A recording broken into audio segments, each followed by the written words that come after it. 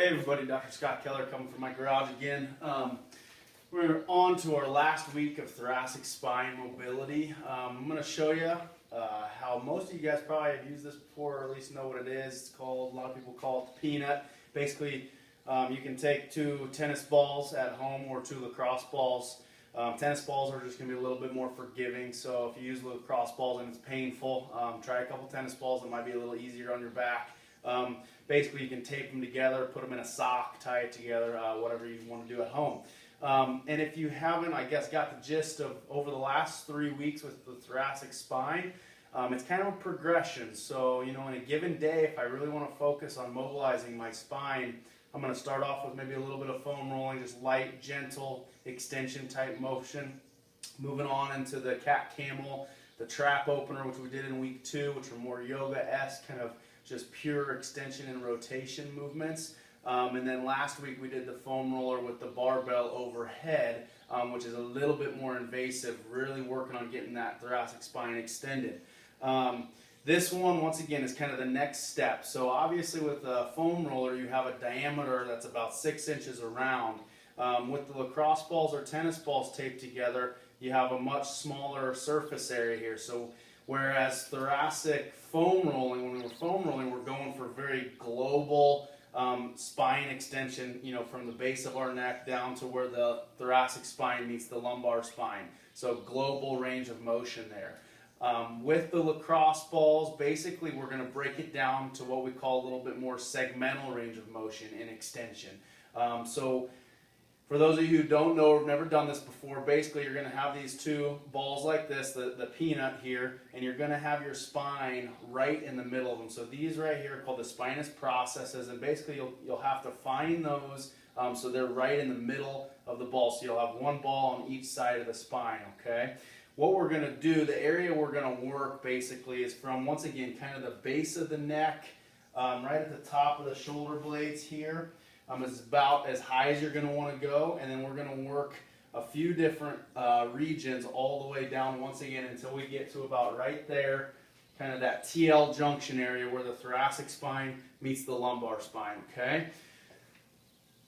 So one of the harder things about this for some people is just getting the feel of finding where your spine needs to be. So basically, I'm going to put the balls right on the ground.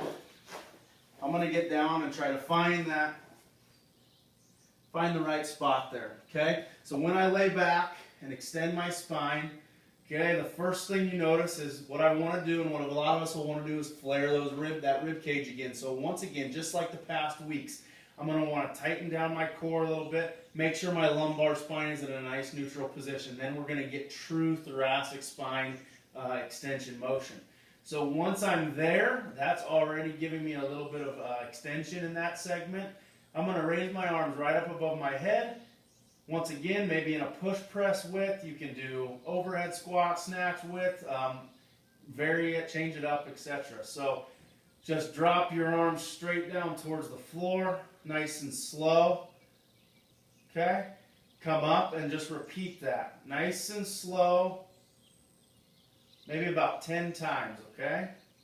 Now, once again, just like the past weeks, the common error here is going to be the following. So as I go here, maybe my shoulders are tight, maybe my spine isn't getting extension, and so what I'm going to want to do is flare those ribs. And obviously that's easy for me to get there, but it's all coming from my lower back. So again, if we can keep that core tight, those ribs down, we're going to get true. That's a lot harder for me to get to the floor there. So just slowly work your way through there.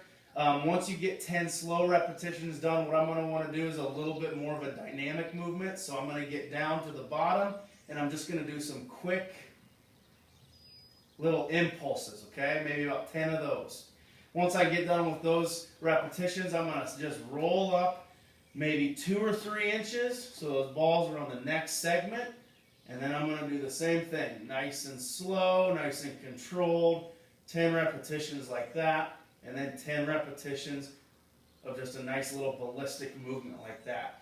Roll up to the next segment, and you're going to go up the spine, once again, all the way until, you know, as high as you comfortably can, right at the base of the neck, the top of the shoulder blades, okay?